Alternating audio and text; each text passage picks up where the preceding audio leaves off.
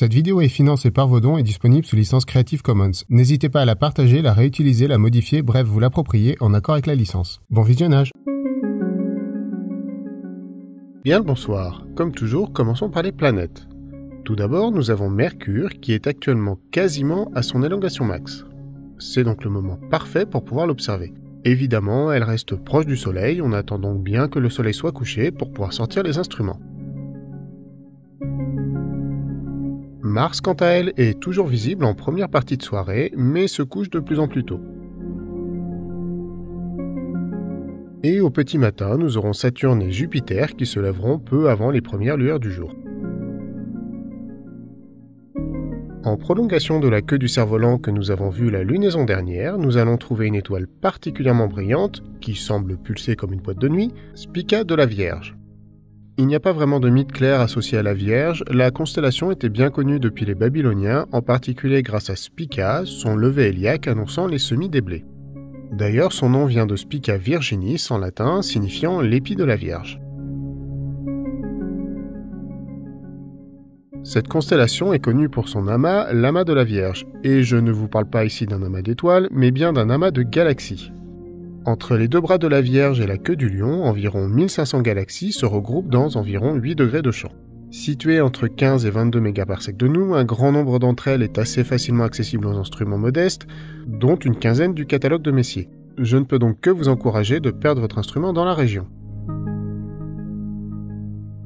Ceci dit, si vous voulez plus précisément quelques perles sur lesquelles pointer votre télescope, nous allons tout d'abord regarder M61, la galaxie spirale de l'enflure. Faisant environ 135 000 années-lumière de diamètre, elle est assez comparable à notre Voie lactée.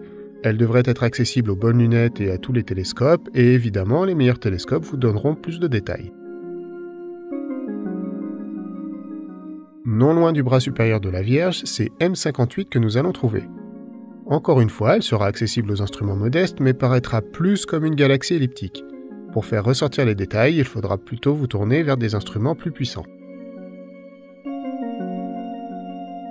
Pour finir avec cette constellation, nous allons redescendre sous le flanc de la Vierge, à mi-chemin entre la Vierge et le Corbeau, pour trouver M104, la galaxie du sombrero. Nous voyons cette célèbre galaxie quasiment par la tranche, et son anneau de poussière l'entourant nous offre son apparence si particulière. Située à quelques 47 millions d'années-lumière de nous, elle est accessible encore une fois aux bonnes lunettes et au télescope. Mais évidemment, pour pouvoir distinguer la bande sombre, il faudra mieux s'armer d'un grand diamètre. Et bien sûr, cette galaxie fera une cible de choix pour les photographes. En prolongeant le bras supérieur de la Vierge, et juste à côté du Bouvier, nous allons trouver une petite constellation assez discrète, faite de 3 étoiles, la chevelure de Bérénice. Elle a été introduite au IIIe siècle avant Jésus-Christ par Conon de Samos, l'astronome du roi égyptien Ptolémée III, en l'honneur de sa femme Bérénice. Cette dernière avait promis sa longue chevelure en offrande aux dieux en l'échange du retour sain et sauf de son mari de la troisième guerre de Syrie. L'histoire ne dit pas si elle offrit ses cheveux avant ou après le retour du roi, toujours est-il que c'est une des rares constellations à être inspirée d'une personne réelle. L'amas de la Vierge se trouvant à cheval sur la frontière entre les deux constellations, nous retrouverons ici quelques-unes de ces galaxies. En particulier, nous allons retrouver M100 directement sur la frontière. Située à environ 60 millions d'années-lumière de nous, elle n'est pas très grande, faisant seulement 5700 années-lumière de diamètre. Elle nécessitera donc plutôt de bons instruments pour pouvoir en profiter correctement. Au cœur de la chevelure, nous allons trouver la galaxie M64, située à environ 5 mégaparsecs de nous, et nous apparaît légèrement de côté. Mais ce sont surtout les nuages de poussière la composant qui lui donnent un aspect si particulier, lui valant son surnom de galaxie de l'œil noir. Encore une fois accessible à la majorité des lunettes et des télescopes, c'est avec les meilleurs instruments qu'elle apparaîtra dans toute sa beauté. Et bien évidemment, elle ravira les photographes. Pour finir, nous allons trouver à proximité de l'étoile Diadème, l'amas globulaire M53. Située à quelques 58 000 années-lumière de nous, cette boule d'étoile couvrant quasiment la moitié du diamètre de la pleine lune sera accessible à tout instrument. Pour la Lune, nous allons regarder un peu au sud de la mer du Nectar pour trouver le cratère de Piccolomini. Il est nommé en l'honneur de l'astronome italien Alessandro Piccolomini. Plutôt ancien, la bordure de ce cratère montre d'importants signes d'érosion, mais sa profondeur d'environ 4,5 km ainsi que son pic central de 2 km ne manqueront pas d'intérêt. Il sortira de la nuit lunaire au jour 4 et repassera le terminateur au jour 19.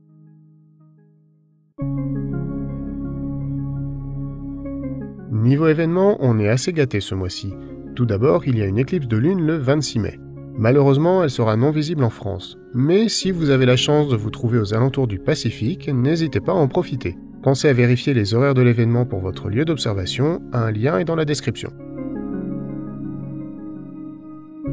Ensuite, le 10 juin, ce sera au tour du Soleil de s'effacer derrière la Lune. Cette éclipse annulaire traversant l'Arctique ne sera que partiellement visible en France, mais je ne peux que vous encourager à vérifier les horaires pour votre lieu d'observation, et évidemment, on ne regarde surtout pas le Soleil sans protection adaptée. Nous avons toujours cette lune, la comète C2020-R4 Atlas, qui vient de passer son pic de luminosité et va rapidement décliner. C'est donc le moment d'en profiter avant qu'elle ne s'efface dans la nuit. Vous la trouverez actuellement dans la chevelure de Bérénice et va descendre vers le Lion au cours du mois.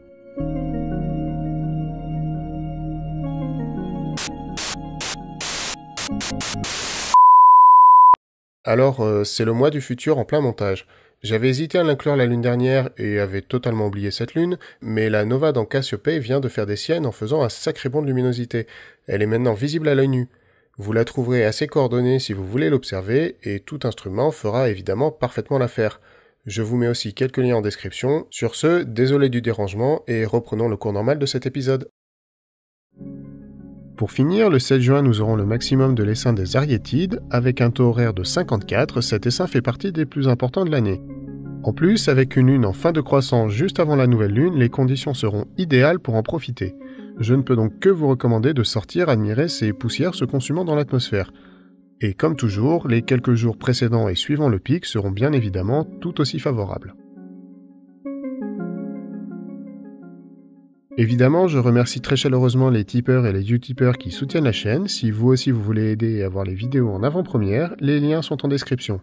Et avant de partir, n'oubliez pas le pouce qui va bien, le com qui fait plaisir et aide au référencement, et à vous abonner si ça n'est pas déjà fait.